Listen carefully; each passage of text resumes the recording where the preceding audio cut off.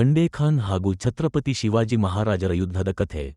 ಒಂದು ಕಾಲದಲ್ಲಿ ಮದುವಳೆಯಲ್ಲಿ ಪರಾಕ್ರಮಿ ರಾಜನಾಗಿ ಜನಪ್ರಿಯರಾದ ಛತ್ರಪತಿ ಶಿವಾಜಿ ಮಹಾರಾಜರು ತಮ್ಮ ಶೂರತನದಿಂದ ಮತ್ತು ಯುದ್ಧತಂತ್ರಗಳಿಂದ ಮೌಲ್ಯಮಾಪನ ಪಡೆದಿದ್ದರು.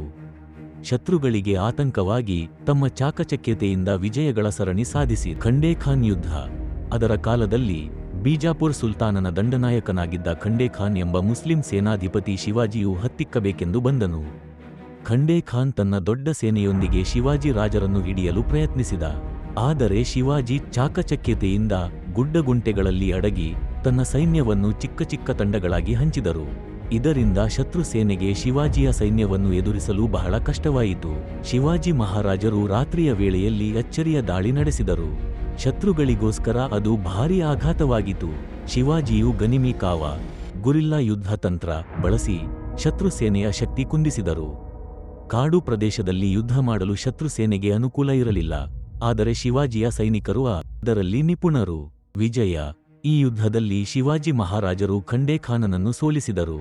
ಶತ್ರು ಸೇನೆಯ ಬಹುತೇಕ ಸೈನಿಕರು ಸಾವನ್ನಪ್ಪಿದರು, ಉಳಿದವರು ಓಡಿಹೋದರು. ಈ ವಿಜಯದಿಂದ ಶಿವಾಜಿಯ ಹೆಸರು ಮತ್ತಷ್ಟು ಪ್ರಖ್ಯಾತವಾಯಿತು. ಜನರು ಅವರನ್ನು ಹಿಂದೂ ಪದಪದಶಾಹಿ ಸ್ಥಾಪಕ ಎಂದು ಕರೆದರು. ಈ ಕಥೆ ಕೇವಲ ಒಂದು ಉದಾಹರಣೆ ಮಾತ್ರ. ಶಿವಾಜಿಯು ಅನೇಕ ಬೃಹತ್ ಯುದ್ಧಗಳನ್ನು ಗೆದ್ದು ಮೌಲ್ಯಮಾಪನ ಪಡೆದ ಧೀರರು. ಅವರ ಚಾಣಾಕ್ಷತೆ, ತಂತ್ರಜ್ಞಾನ ಮತ್ತು ಶೌರ್ಯವು ಇಂದಿಗೂ ಅನೇಕ ಜನರಿಗೆ ಸ್ಫೂರ್ತಿಯಾಗಿದೆ.